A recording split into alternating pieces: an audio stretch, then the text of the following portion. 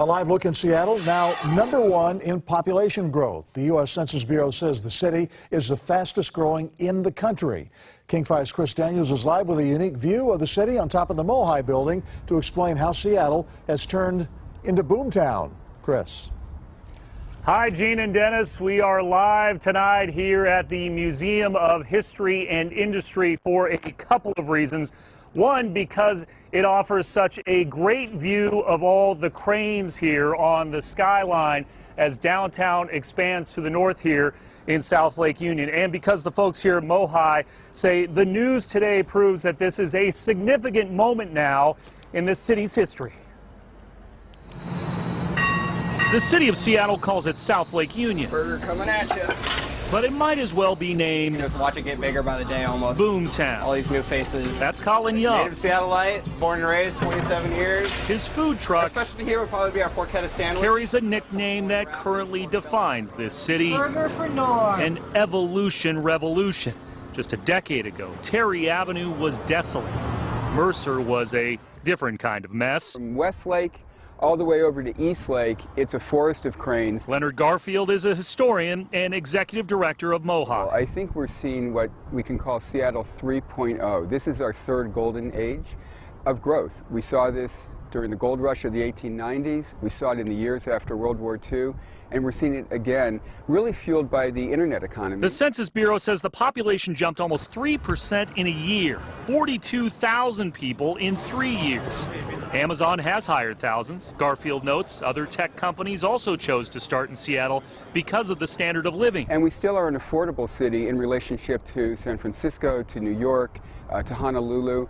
So Seattle's a great place, and I think that's why companies come here. And I fell in love with it, and I didn't look back. So Kristen Welke moved here from South Dakota. Going on 12 years now.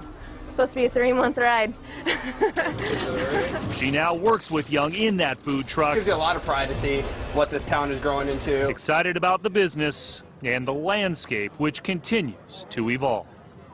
And here's another stat to chew on. The city of Seattle's population has gone up 15.8% since the year 2000. So just in the last 14 years, and the city is now bigger in population than the city of Boston. And Gene and Dennis, I know a lot of people are going to say tonight, let's just tell everybody it rains here all the time to keep that growth at bay. Live tonight on the top of MoHi, Chris Daniels, King 5 News. Okay, Chris, thank you.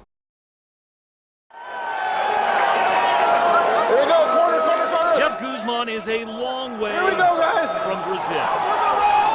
Heck, he's a long way from his home in Redmond. Oh, you know what? You got to get that freaking spirit. All that excitement. Here comes the corner, here comes the corner, here comes the corner. But he stood in the Seattle sun this afternoon. It's a sunny day in Seattle. I'm bald. I don't want to get burned. Just so he could see Jones. This. Oh, yes! You know, I got a big 100-inch HD screen at home, super high crisp, but you can't get this energy at home.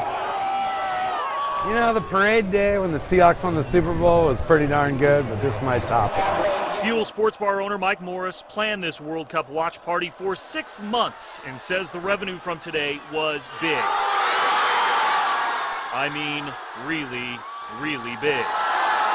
It would be up about 500%. 500% in one day. Yeah. You know, you plan ahead, you hire extra staff, you look at the schedule, what's a bigger game on this day and that day. Ballard's Market Arms says the event generates numbers unheard of for mid-June. 5-6 times regular. So it's, yeah, I mean, it means a lot. That's created competition for guys like Mike. It was a freaking amazing game, man. Who already has his plans for the next match and the good time he's going to have. I want to bring a change of clothing, though. Win, lose, or draw.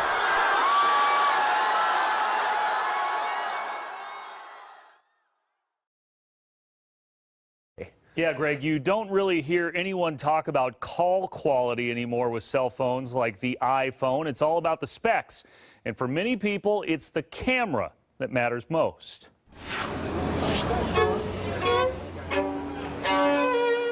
Pike Place Market is one of the most photographed spots in all of Seattle. The phone is the camera of choice. When you buy a phone, what's the most important thing? The camera and the FaceTime. It is important to be able to get good quality and a good focus on that camera, and especially the two cameras, the reverse, so you can do your own selfies.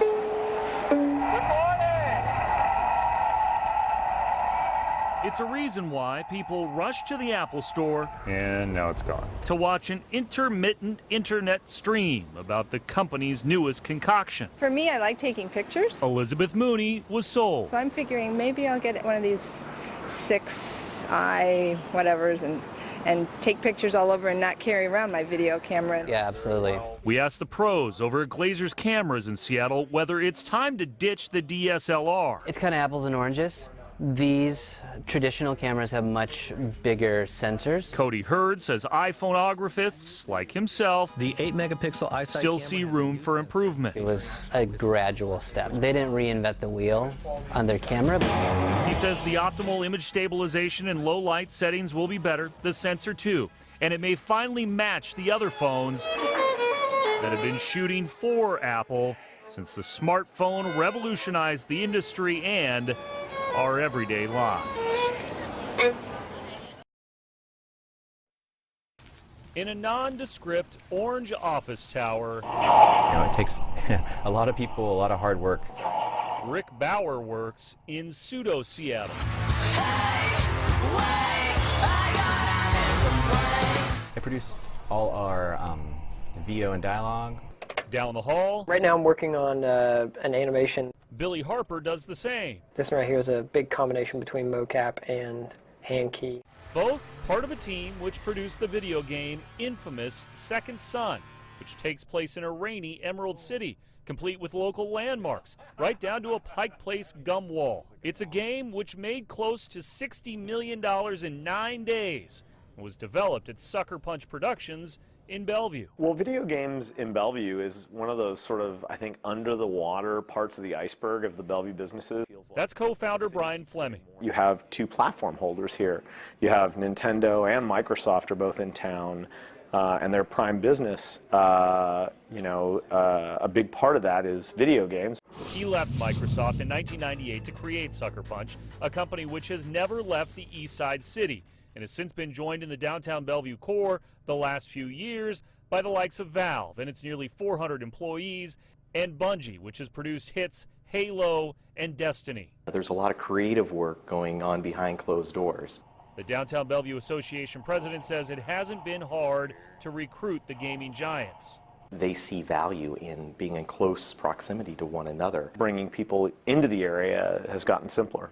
Fleming says 30% of his hires come from the Puget Sound region and the rest from outside the area. No job is forever, and so you would like to know that if you're going to come out and take a job at Sucker Punch, that, if for whatever reason that doesn't work out, boy, you can go to Bungie, you can go to Valve, you can go to Microsoft, you can go to PopCap. That's one of the reasons Harper moved here. You can kind of like gather and like talk about various games, techniques, stuff like that. It's becoming a really big hub for gaming. He now has no plans on leaving this city or that pseudo Seattle either. In Bellevue, Chris Daniels, King 5 News.